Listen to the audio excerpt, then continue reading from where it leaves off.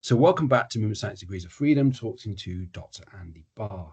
Now, in this episode, we get to talk to Pablo Mourinho. Now, he's a Brazilian physio based in Barcelona. And in this episode, we take an approach where we talk about the delivery of education in movement. Pablo's got extensive experience in being an educator, teaching courses globally to physios. We also extend our appreciation of movement into the world of performing arts. So this allows us to think about how important execution of movement is for those involved in dance.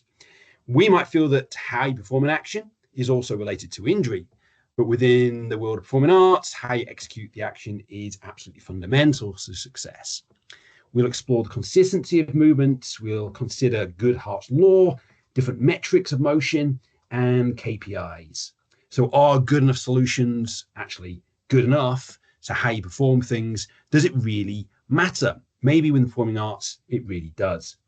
We'll also have a chance here to talk about Andy's recent education output with FC Evolution. So that's an excellent part of the conversation, and really hoping you enjoy this exploration between Andy and Pablo. Again, focus on movement. We are joined by Pablo Mourinho,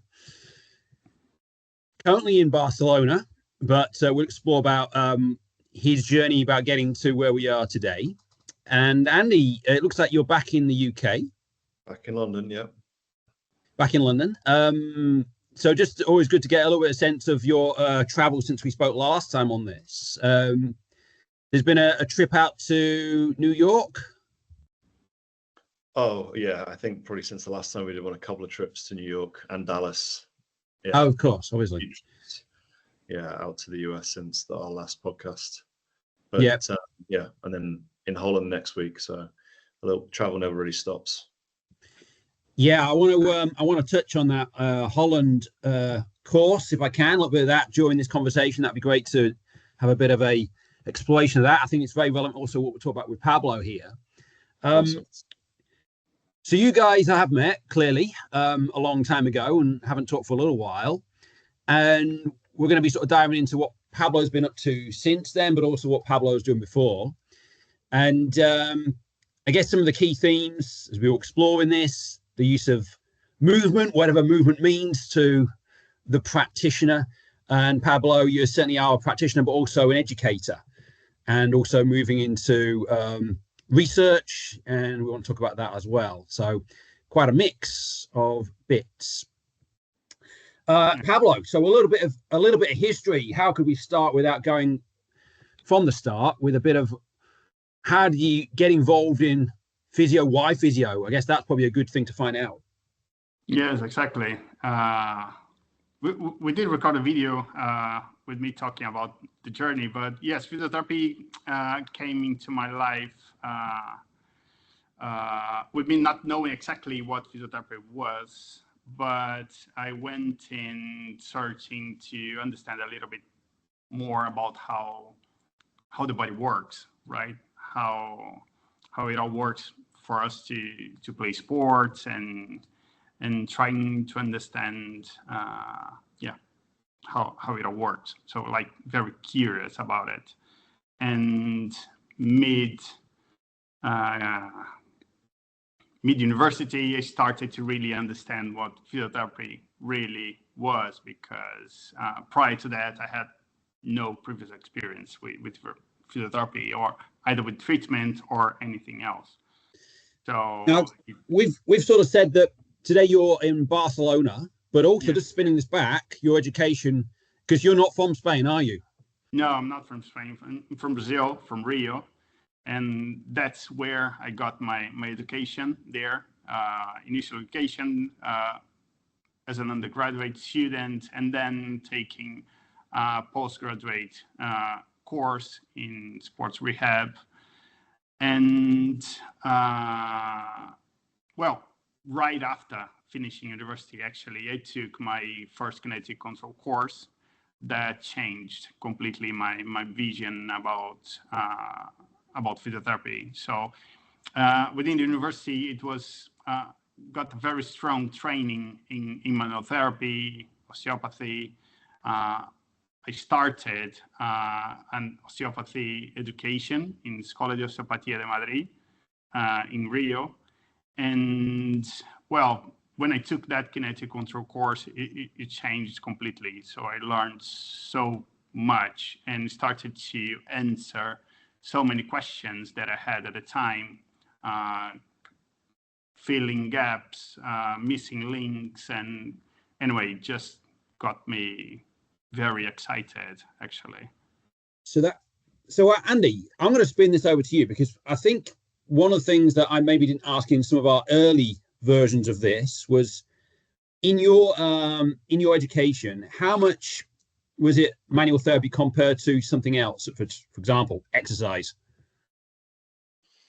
Oh gosh, I need to think back now. When I was on my university course, I went to Salford University, did my training part-time because I was still playing semi-professional football part-time. So it was like a modified attendance structure. And it was more, I would say, more electrotherapy based at that time. That was probably the main focus. Manual therapy was just starting to be kind of the new thing. So that was when that was really, a lot of my peers were interested in manual therapy. And then, like working alongside osteopaths and chiropractors and just trying to understand how they do their treatments was like something that was very curious to a lot of us during like my early years as a physio. And then, but I was lucky that in my environment that I worked in, because it was in the sports environment pretty early on, there was a lot of exercise and movement anyway that was going ahead. So same as Pablo, was very curious about, how do we improve, the quality of movement to help reduce the risk of injury? Because that was my role when I first started at Bolton Wanderers. I was a physio, but not necessarily a physio that was reactive. It was more of a proactive role, and I was thrown in with the S&C coaches and told to like help them make their sessions, with higher quality. So support them in what they're doing, and then introduce some movement training techniques. So I went down that path because of the environment that I was in, and it wasn't that commonplace at the time either. So I was interested in manual therapy, but really interested in movement too. And then when I would go into like new environments, so when I left Bolton, I went to new environments, it was like, why does no one interested in movement and understanding the body in terms of how it moves? Because it was such a like an MACP manual therapy mobilization environment, and that's what everyone was kind of going and doing their masters and training and that side of things. So it's kind of funny how that was pitched around that time in my career. Okay, so that nicely sort of ties it together, because I think what we're saying is within the education component, it was more sort of modalities, more sort of the use of a piece of kit is going to solve a problem. Ultrasound, like interferential, those type of things is what I got taught at university. It was no manual therapy. It was very basic, and same was exercise therapy. We didn't get taught that stuff in detail. It was more postgraduate when I first started my career and I went on courses. Yeah. But as a young therapist, it was definitely more of a push for manual therapy. Okay, so again, just the context about where we are with the conversation then is that, Pablo, you're going through a series of education. It's organized through the university, and they've got a priority towards more sort of manual therapy, but also the practitioners or the would-be practitioners on the course have an interest in manual therapy at that time. And his education is such that he's then going to see people using manual therapy, even though he's been exposed to the use of exercise very early doors because of his exposure to working in a very developmental sports department within Bolton Wanderers at that time. So discovering something called kinetic control, which had this focus on the use of movement as a means of assessment, the means of then intervention, as opposed to the use of modality or the use of even manual therapy. So discovering that, then that's where you sort of now are in that particular journey. So what was the biggest change that brought about then in discovering kinetic control for you as a practitioner? Well, that was it. With manual therapy, I was very excited. It's important to highlight because I was very happy with what I was learning. So a lot of clinical reasoning around it, which was really important to deal with clients, with patients. But that was it. It was something missing. And about that's it. How people coordinate movement. What is the impact of that on what they are presenting now? Because the form of exercise was there, but it was kind of randomly, like you're doing just a lot of exercises, trying to strengthen everything, like shooting everywhere, hoping to hit the spot with some of those strategies, isn't it? So, and I had an experience with working as a trainee in a school clinic from a very famous physiotherapist that was working with best football players in Brazil. And there was a treatment protocol that involved exercise, strengthening, going out of water, in the swimming pool, in the sandbox, very complete. But it was a 2.5 hours treatment protocol, which, well, if you are within professional sports, it could fit. But if you are working in the private sector, it just doesn't. You don't have enough time or even the structure to work that way. So what caught my attention is that it could be simpler, or you could be more targeted. You could individualize a little bit more, understand what it's really missing, so you can fill the gap. And I think that's what came about and as a highlight for me, and especially understanding about all the muscles, right? Because small muscles, well, they are there, but they serve nothing. And well, it's not like that. If it's there, there's a purpose, right? Yeah. And it's not less important than the bigger ones, right? So exactly. So it's part of the team, isn't it? Yeah. So it's a part of the muscle synergy. So if it's there, it serves an important purpose. So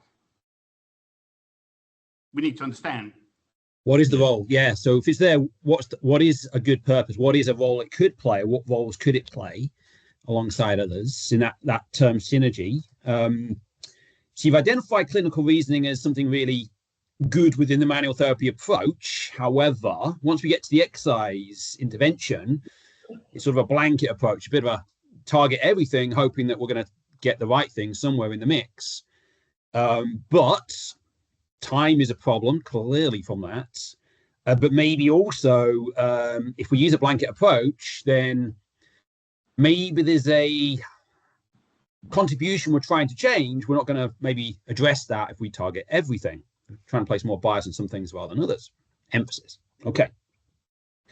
Synergy is an interesting term. I know we've talked about it a lot over the years, and I know it's now used so much.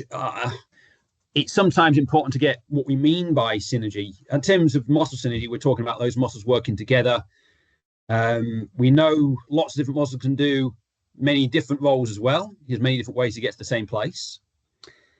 And we think there's different muscle classification models that help us give weighting to the fact that we've got these different muscle roles. So that's something I guess we'd talk a lot about within, the kinetic control education component. So being exposed to that, I can see that's been a big step forwards with where things were prior to that. Okay, so you discover kinetic control, you see there's this sort of systemized route. Where does it go from that then? Where does it go in terms of now application of those skills and principles clinically? Yeah, well,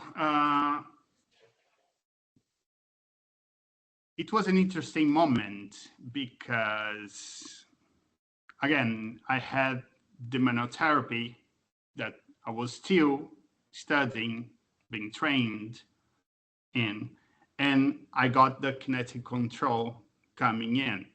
So that was an interesting moment because it was very overwhelming for me. So in a certain point, I saw myself not exactly knowing what to do with all of that information, So how do I start? So what do I do with certain clients? So it took me a while to really fit in everything and start to understand where each which approach would fit better for my client. And obviously it was a learning curve. It was a long learning curve, actually, because I saw myself kind of on my own in Brazil, trying to put what I was learning into practice. So it was a long curve, but well, yes, I made it. So again, I had the experience with Andy, with a course in Florianopolis about the performance matrix.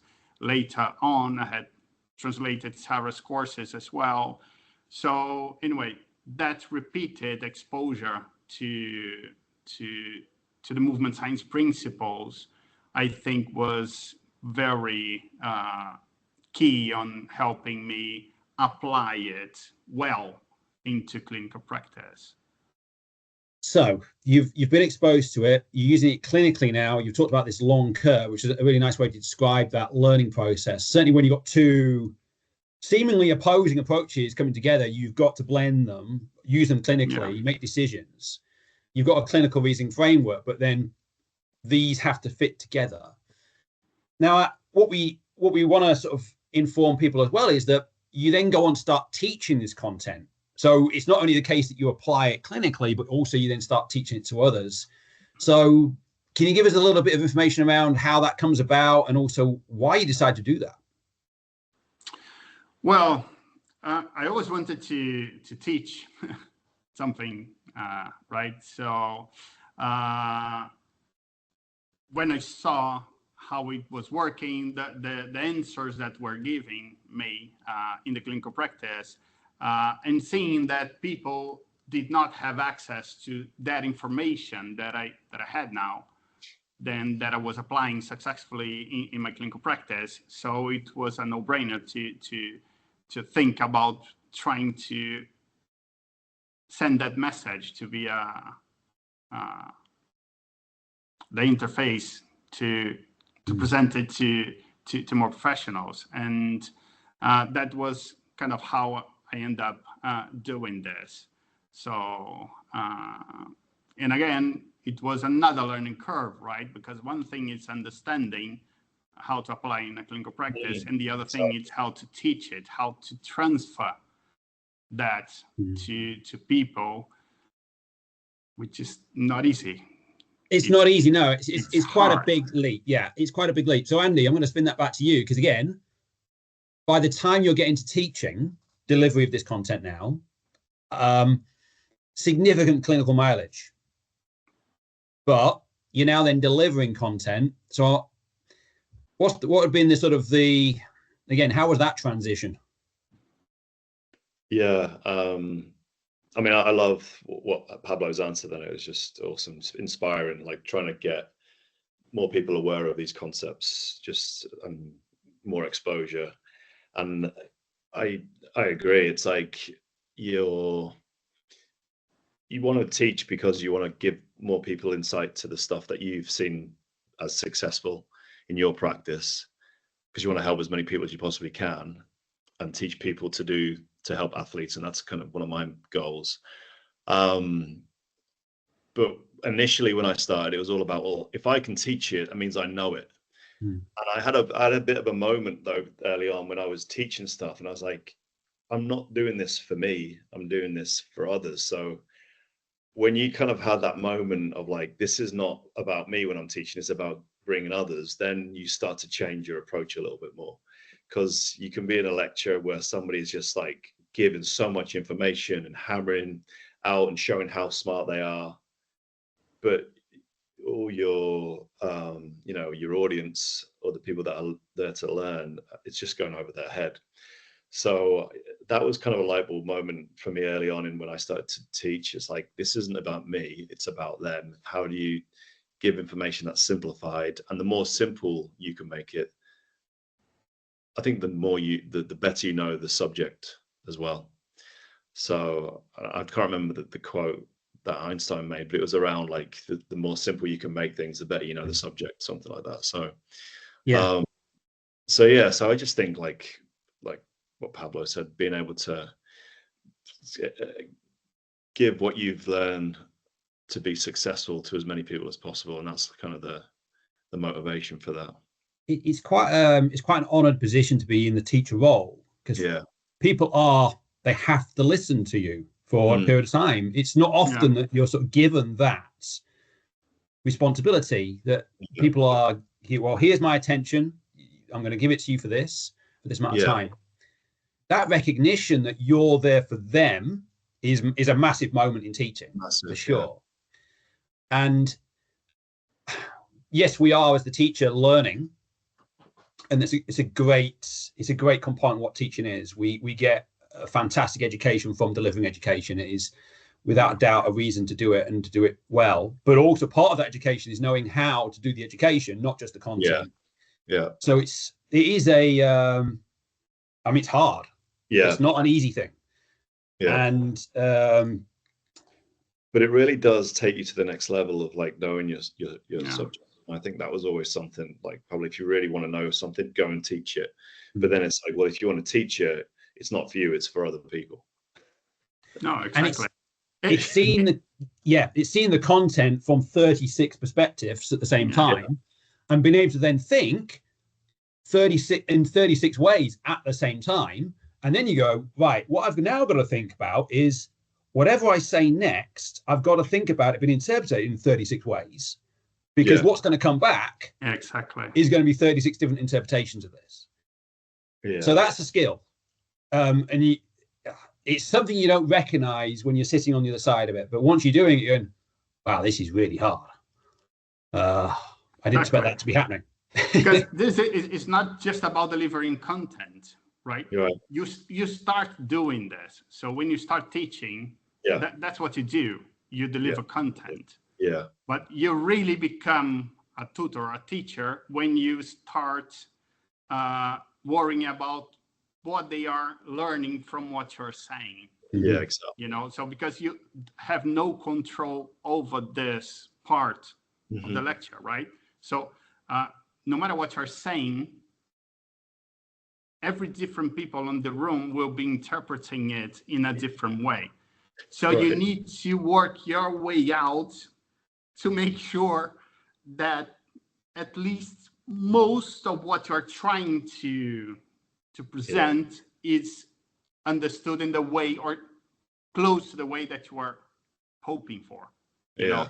So again, worrying about what they are interpreting from what you're saying, sometimes it's more important than exactly what you're saying. I don't know if it makes sense. You're trying to interpret the invisible. You're trying to see what's not seeable, the unobservable, because you're trying to figure out what's going on inside their heads, and then reading signs. It's a bit like, quite a lot like, actually, when we're assessing movement and trying to change muscle synergies and thinking, oh, well, if I'm seeing this sign, it's probably meaning we're getting more of this muscle rather than this muscle. There's a comparison there, because you're trying to affect something that's invisible, and you're having to use markers of what you think's going on as best you can. So bringing about a change in behavior through teaching, not an easy gig, but Pablo and Andy, you decided to do it. So congratulations on taking that step. I think it's a very good way to learn content, but also get very familiar with that challenge. So Pablo, you decide to start teaching it. You clearly then identify this is a great way to learn the content. So again, as you start teaching, how does this then influence what you're doing as a practitioner? So going back now the other way, so how does the education part start to influence what you're doing with actual patients and clients? Well, I think I became more effective in what to do with my clients, to think quicker to see things, kind of learn how to prioritize it better. Because again, it's not just,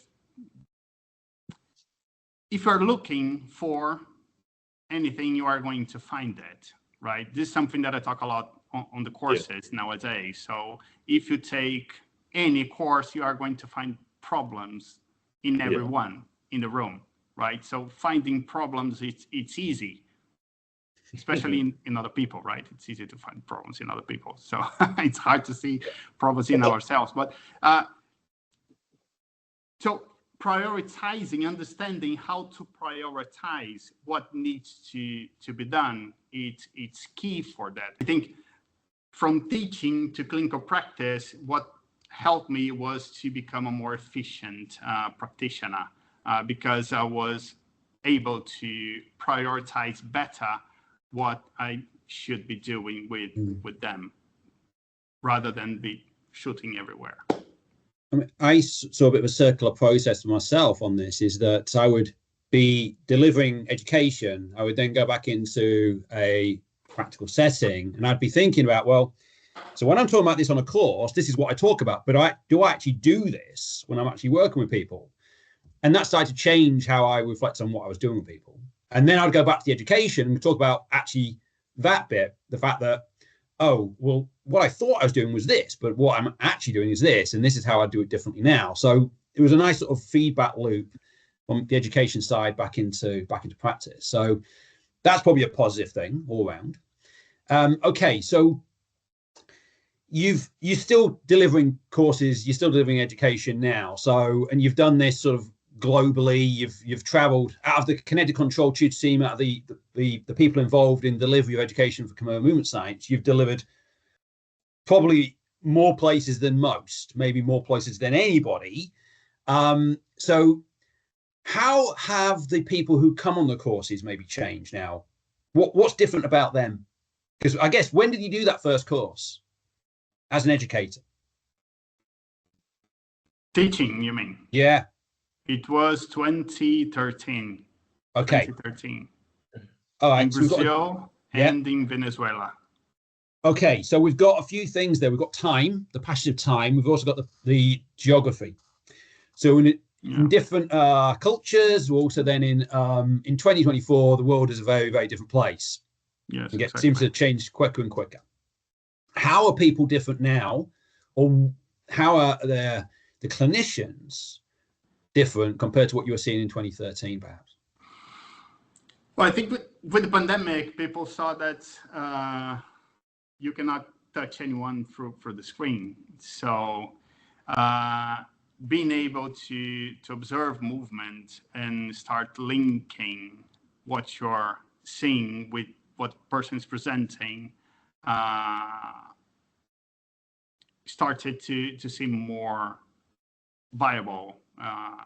Let's say I never crossed my mind actually to be working virtually within physiotherapy, and we saw that working really well within the pandemic. So opened another door, another application for what we were doing. And well, besides, people started to become very open to online versions of education. I think we're kind of bouncing back a little bit, but I think we are going to start getting more to the middle of it. So some people are starting to look more for virtual content, while others are looking to get back to the face-to-face, to the face-to-face version. So I think it's what we are starting to see. And maybe a blend version of it, kind of hybrid, will be the future. So part of the theoretical content can still be online, but that doesn't replace the interaction that you have in a face-to-face environment.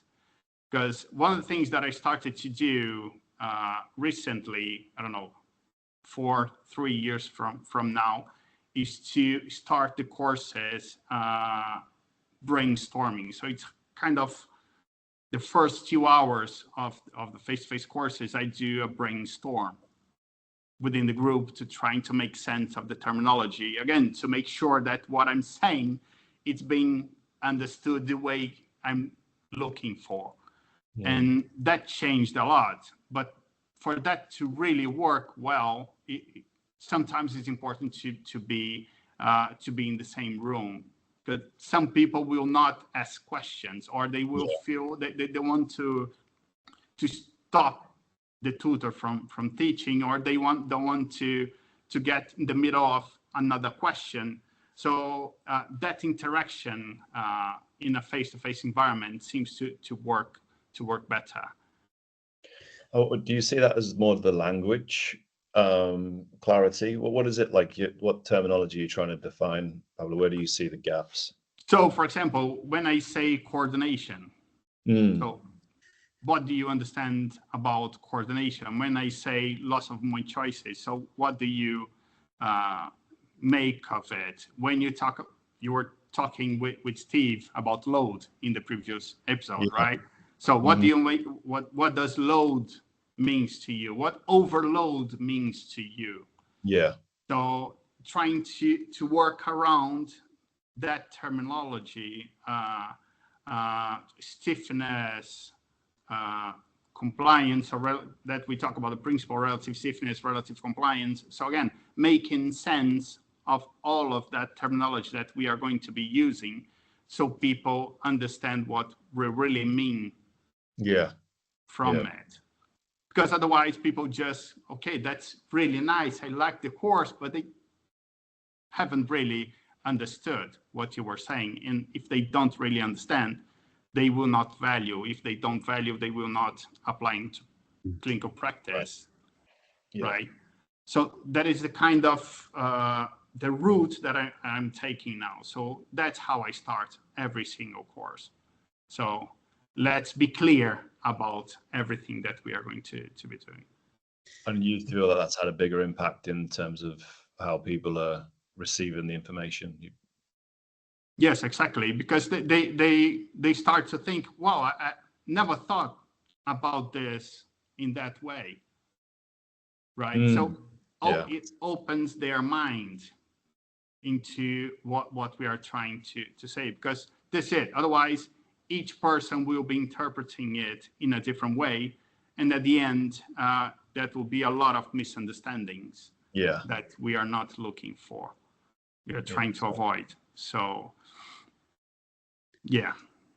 So I think we're sort of building into the importance of communication, education, communication. Certainly, the use of terms. Again, it comes with every time we talk, is the use of terminology and the different interpretation of what things mean, and how that's important to maybe get clear at the start of conversations.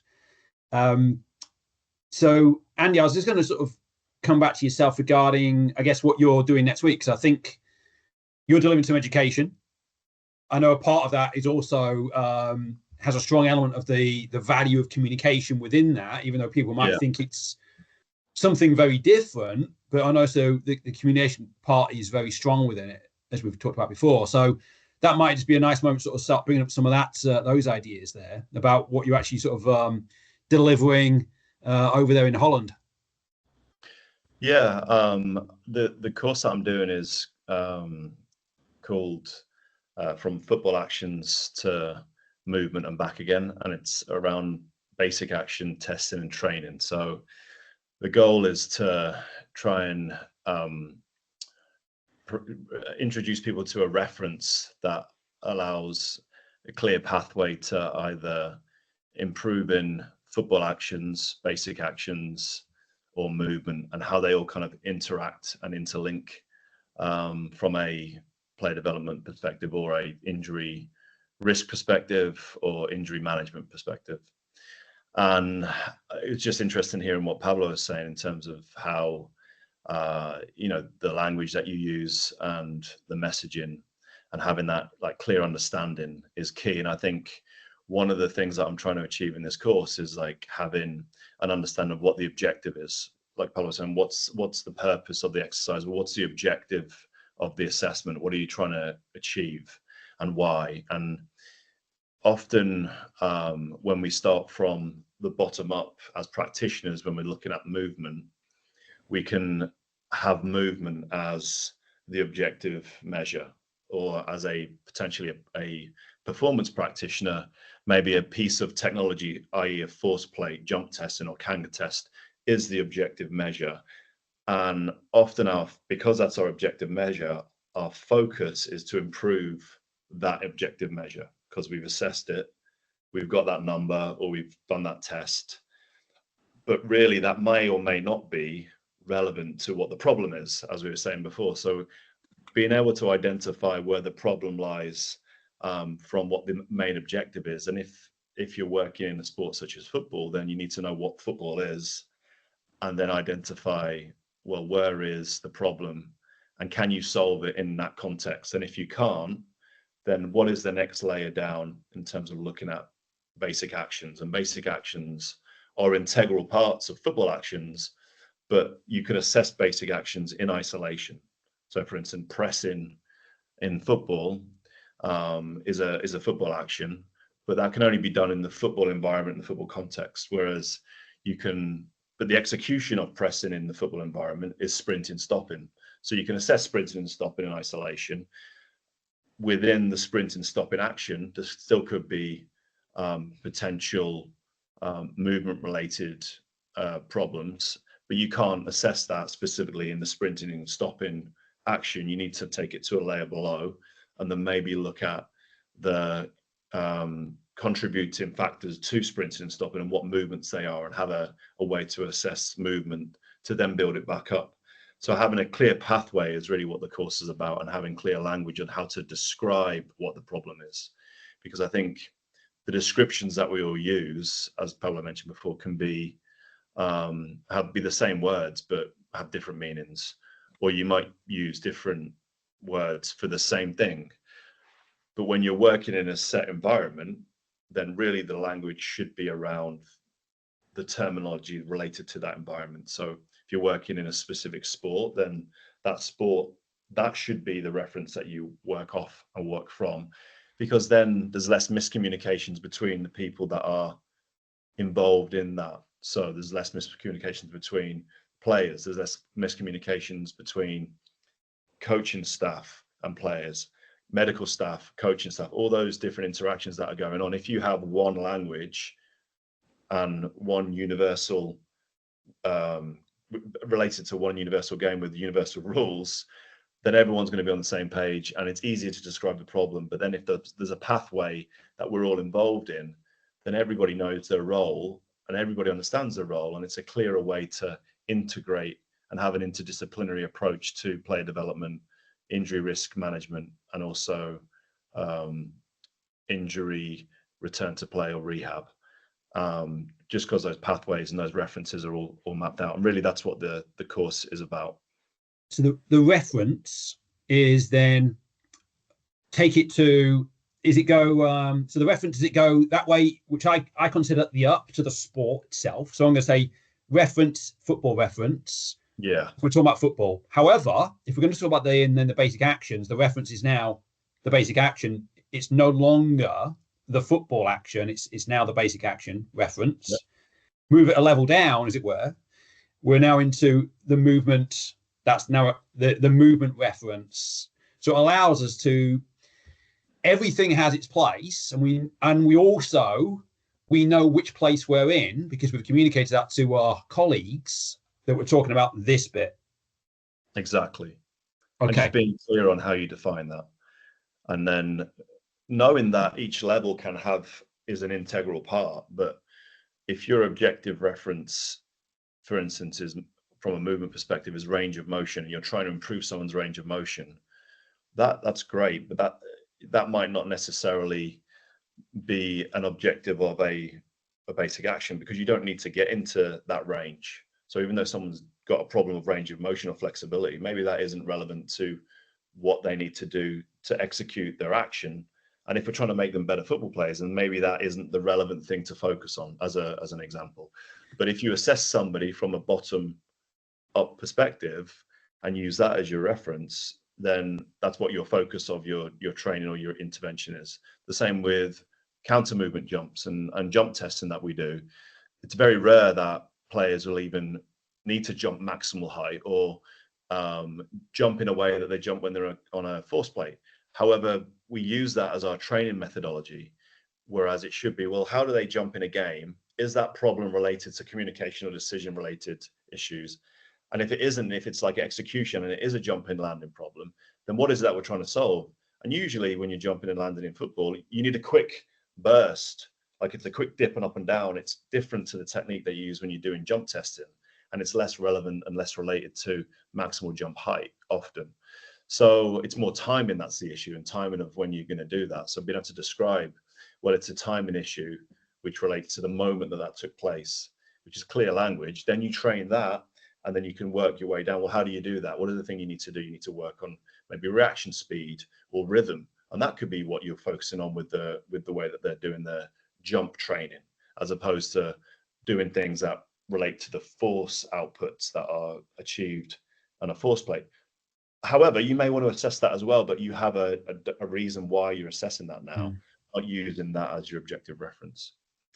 So we've talked before that the difference between improving jumping for football and improving force plating, as in your KPI is now a force plate, and your sport is now become force plating. So that's right. It's a nice perspective on it. We also talked about that very nice thing of the Goodhart's law, that as soon as a metric becomes a goal, it's no longer a good metric. So running performance is the classic one at the minute, where, well, if our players are running more, that must be good. So, okay, if that's my metric, I now am a player, I'm going to run more just so I meet the metric. But it's not really informative on football performance for the sport, but it does give somebody a target. And unfortunately, maybe this is not achieving what it should have done in the first place. Exactly, and that's where the technology is the goal. The output of the technology is the goal, and that can be really detrimental to player buy-in in terms of your process. Because another example of that, Lincoln, is when you have maybe metrics that are looking at high-speed running in a training session, and you may want to make sure that the players are getting enough high-speed running, because they need that in the game to be protective. For hamstring injuries, etc. However, in the training session, if the coach hasn't designed it enough where they're allowed to get high speed running, and the session and the player has a great session and he's keeping the ball and his team's won every game, and then the fitness coach comes to him afterwards and says, hey, your high speed running wasn't enough today. We need to do some extra running. He's going to be like, I was the best player on the pitch and now you're going to punish me? Why are you going to punish me for doing that? When really the session itself, which running is a result of the action, not the other way around. So the session itself should be manipulated. So the running is, the high-speed running is increased in the actual football session, not as something separate. So it's like a symptom is being treated by the fitness coach, as opposed to actually fixing the problem, which is improving the training session where the football is delivered. So that's another example of how like a technology is driving the practice as opposed to the other way around. So the way the technology should be used is guiding the coach that actually didn't do enough high-speed running in this session. Maybe next session, if you do bigger spaces or change the numbers that you're using, and maybe add these or manipulate these constraints, we're going to get higher speed running out of the players, as well as executing some of the other goals that you want to achieve out of that session. All right, it's certainly still a work in progress, this sports business. We are still getting there and trying to learn how to do this better, and using the technology that comes thick and fast, and trying to interpret as well what we're told by manufacturers of kit. We've got to be careful we don't believe everything we're told. So, okay, so Pablo, I'm going to spin it back to you, and I'm going to now start tying in some of the stuff you've been doing a little bit more recently related to the world of dance, so performing arts. You did some research on some dancers, so can you tell us a little bit about that? And the relevance is, I'm going to set up this context of, there are sports where what matters is scoring more goals than somebody else. But how you look when you're doing that doesn't matter in the slightest. Yeah. However, there's other activities in the world that require movement, but that movement has to look like something to be considered that it has to be an aesthetic quality about it. So nobody cares how your sprinting might look, or we can debate that one, but how your dancing look very much does matter. So how movement is used has very different outcomes here. So yeah, what can you tell us about that sort of research you did recently?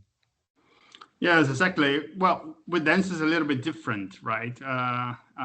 Within most sports, there's always a target, a specific target. Within football, you have to go. There's the space there that you have to put the ball there. With basketball, you have the basket. With dance, the movement is the target itself. Mm. And again, it's not just about showing skill, movement skill, it's about showing it consistently.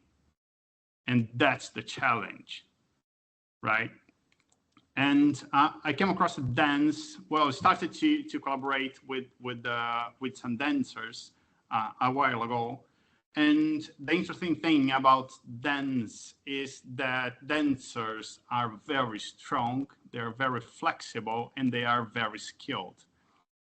So that makes it hard to use traditional rehabilitation methods or training, because again, you are not going to be using stretching to treat a dancer, for example, because mobility is definitely not an issue. So that it's kind of where the challenge was to try to understand, to show that movement is a key component of risk of injury and so on. So my goal was to do this, to screen the dancers, a group of dancers, to identify specific profiles. So what sort of movement inefficiencies or loss of movement choices were more prevalent in that group. And that's why I choose the performance matrix, the foundation matrix, as a screening protocol to test that group of dancers. And the result was very interesting, because the study has been done with full-time pre-professional ballet dancers. So those full-time pre-professional ballet dancers have been rehearsing from Monday to Saturday, full on, all day long. So it's a full-time, it's a profession, right? They are pre-professionals, but it's kind of profession, because they are in the first step to become professional dancers. And the volume of rehearsal, it's very similar to professional dancers. So it's a very interesting group to study. And many of them are going from just doing a couple of sessions during the week after school to going full on dancing, to really going to, this is going to become my profession. So that group, it's usually in a very high risk of injury. And anyway, it's a group that really needs more research on it, so that practitioners are better prepared to deal with their priorities. What did you discover? Well, in that specific group, we discover, well, most injuries are usually related to the lower leg and foot, right? That's well described in the literature, usually related to overuse. Jumping is usually one of the main mechanisms of injury, because they're jumping very frequently. So males are a little bit different from females. Males do higher jumps. They are heavier physically comparing to female dancers. Female dancers are doing more repetitive short jumps. So there are some differences there, but the injuries are mostly located to the lower leg and foot. So different pathologies depending on each dancer, but the location is very similar, right? And with this group, it was no different. So I got 24 pre-professional ballet dancers. I used the performance matrix to screen them, testing both low threshold, non-fatiguing coordination and high threshold, fast fatiguing tests. So testing both ends, both coordination and strength. And the lower leg and foot were the less efficient movement location. So again, although dancers are very used to be lifting the heel, right, going to footed position or mid-foot position, that was the less efficient, movement efficient side. And again, that correlates with the higher rate of injury. What was interesting, so after the lower leg and foot, the hip and the shoulder presented as less efficient movement locations. And what was interesting with this specific group was that the low back and pelvis were not so bad. So they had a good movement control, good movement coordination in that location, which usually not a reality. So it's very common to have dancers suffering from overuse or overload on their low back. But this specific group had some kind of Pilates and gyrotonic training that it's very focused on that area. So potentially that gave them a better control on the low back region, which is a good thing, but they were really good. Most of them were really good there. I was not expecting that at all.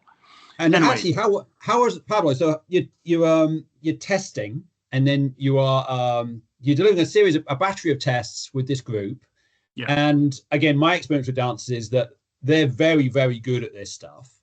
As in, you say, do it like this, and then they do, because they're so used to thinking about how I need to organize and coordinate their body. So I've got this against 3D motion capture, how good some of these people are. So somebody from the Royal Ballet, we were getting sort of 1 degree of motion change in tilt of pelvis as they move their knees through, say, 40 degrees of motion. So the relative contribution from the knee compared to the pelvis, it was absolutely extraordinarily different. When you say, don't move your pelvis, they're pretty much achieving that.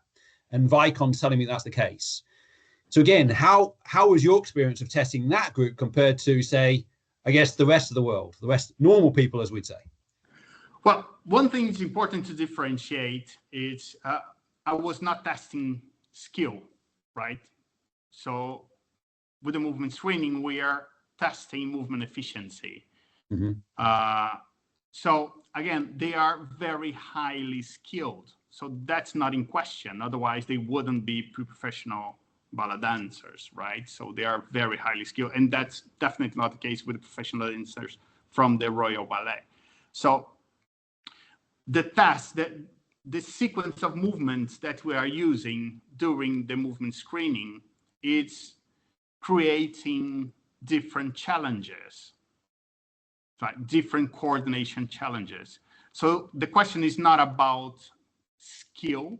Mm-hmm. It's more about how it's kind of brain of the dancer, how smart it is in using the dancer's body structure or muscles to move in that specific way that we are asking them to. So it's kind of giving a movement challenge to see if that they have the choice to do it properly.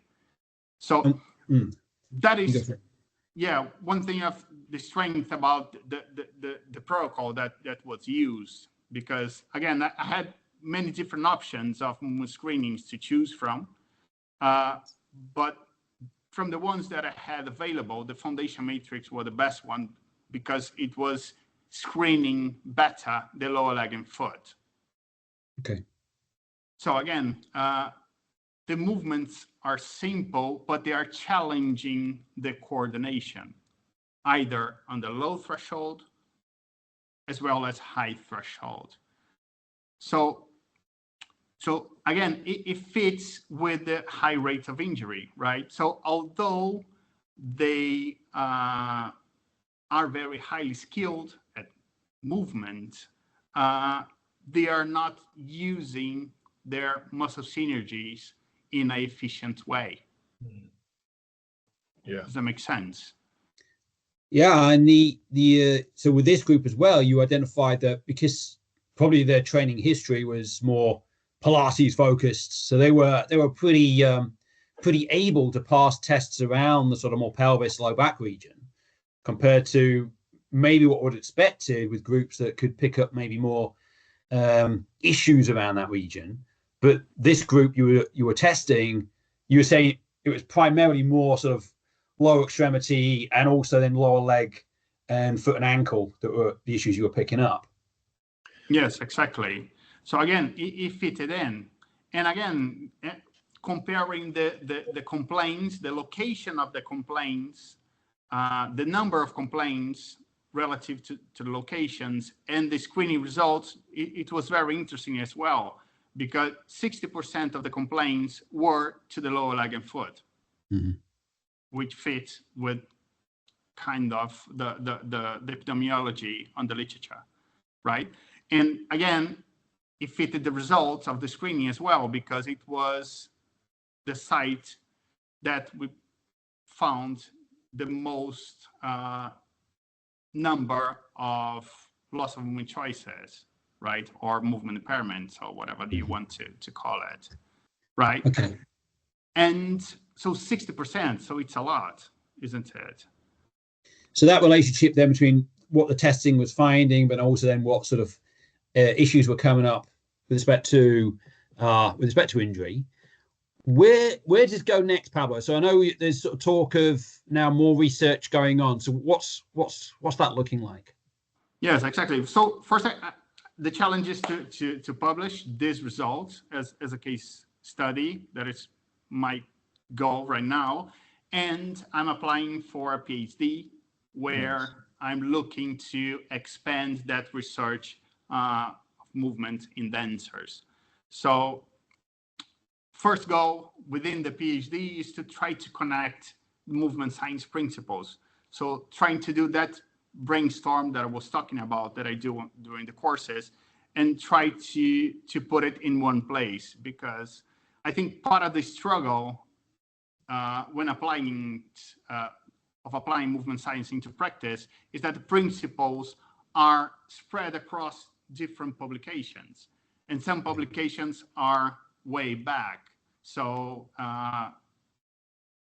many people just won't access that principle. So it's kind of trying to revive all of that, put it in one place to facilitate interpretation and learning and understanding of the movement science principles. Because again, it's different from sports science, it's different from health science, right? So movement science sits in between, but it's not either one or the other.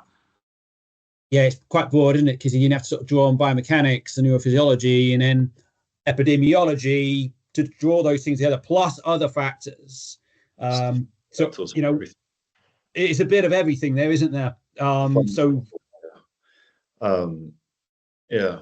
So Pablo, just quickly on the dancers, do you see like the skill that they're doing is being able to execute like a certain body shape and form, and then transition that from one form and one shape to the other with precision, in a predictable way?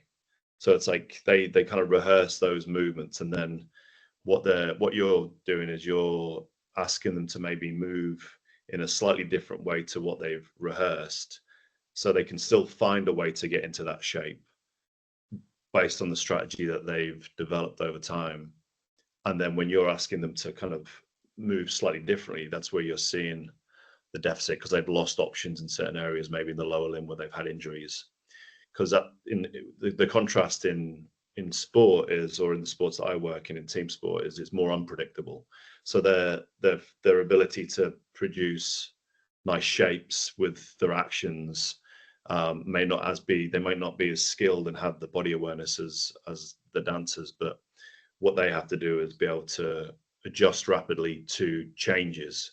So they also have that layer of risk as well, which often expresses itself in the type of injuries that they get, ACL injuries, etc. But yeah, so just curious, is that how you would kind of describe it? Is the shapes that they're getting into and their ability to execute those shapes, and you're picking apart certain segments of the body that creates those shapes and assessing them with the foundation matrix to see whether they can maintain or not maintain control when it's looked at in isolation?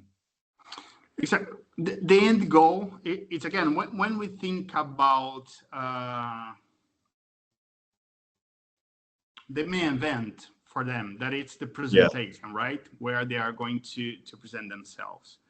And when you see a dance presentation, it's incredible, right? Because it's a long presentation. It's a long sequence of movement that they need to perform, which is crazy to think, how do they remember all of that? Yeah. And again, it's because they spend the whole year building it up. Yeah. Right. So I think that's why most of injuries are overused in nature, because they are just repeating the same movements. Everything exactly, progressively repeating along the way. So it's going to be about overload, isn't it? Yeah. Overuse, overload. So it's very much about how they are using. So it comes to Lincoln's demand share principle, isn't it? That it's a key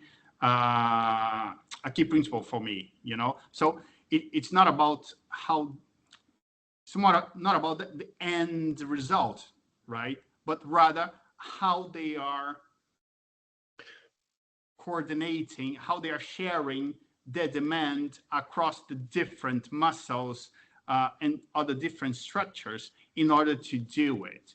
Because again, if the load is not well distributed across all of those structures, that means that some areas, some muscles will be overloaded while some muscles will be underloaded.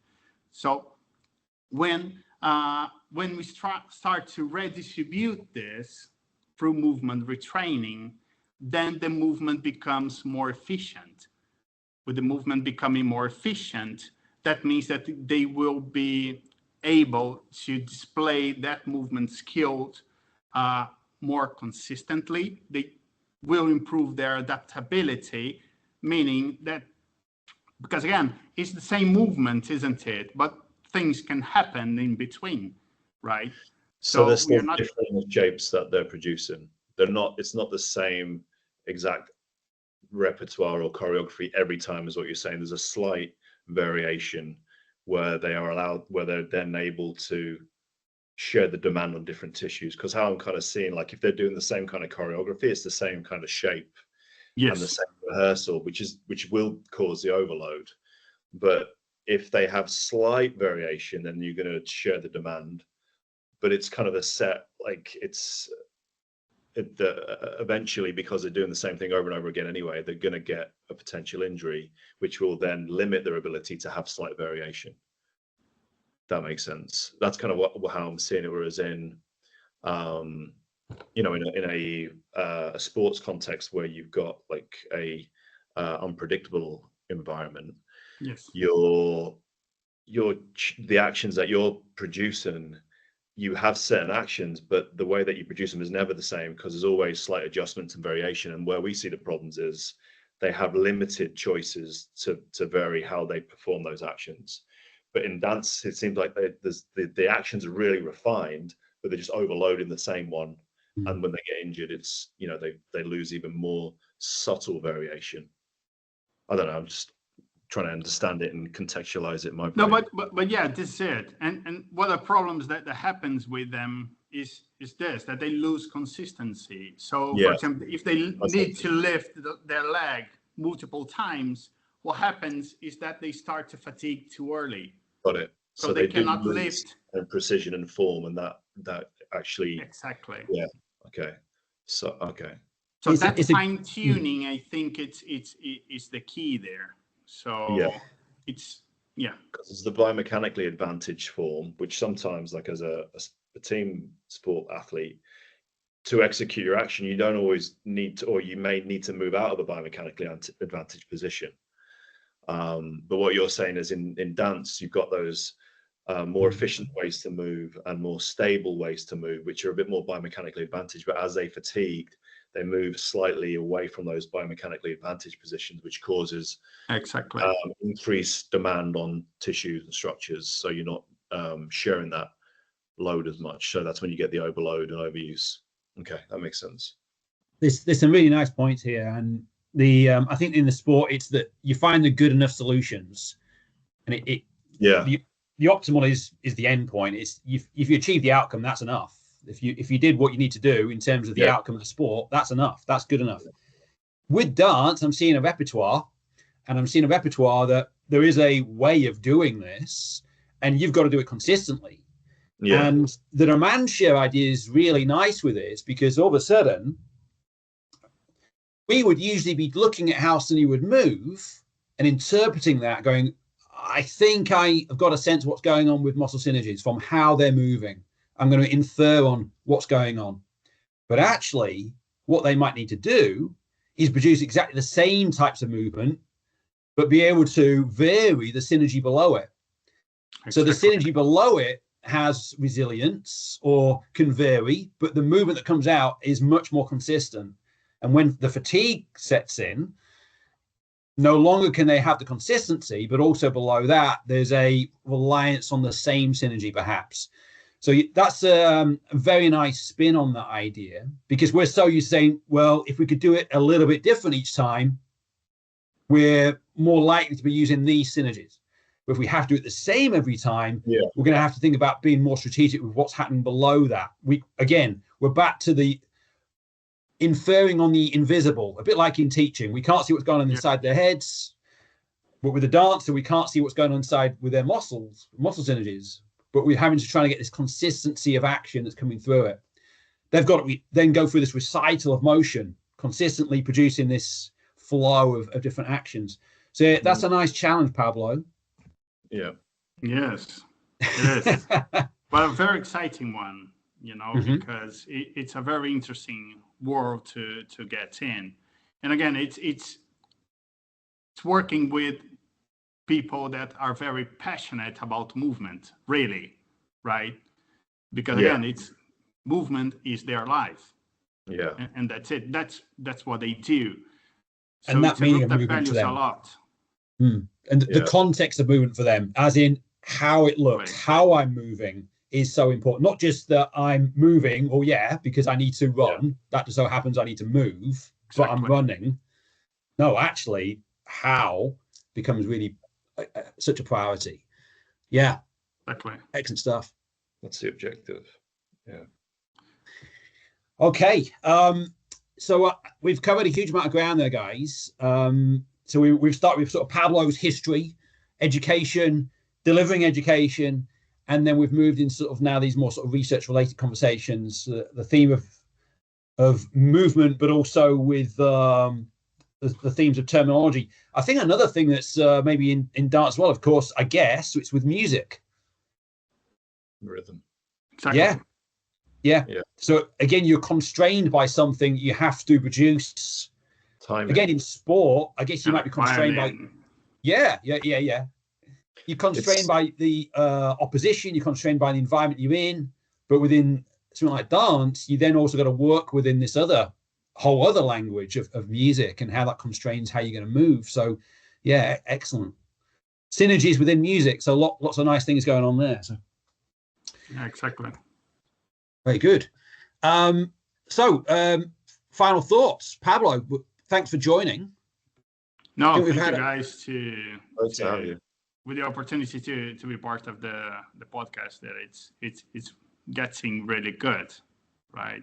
I have been enjoying it a lot, And anyway, this is fantastic work that you guys have been doing. So it's an honor to be here. Oh, Pablo, I mean, thanks for joining in, spending your time going through this, and also the perspectives you're bringing there. You know, I'm not going to think of those, so it's so valuable to think of this from these different perspectives. A bit like the teaching again.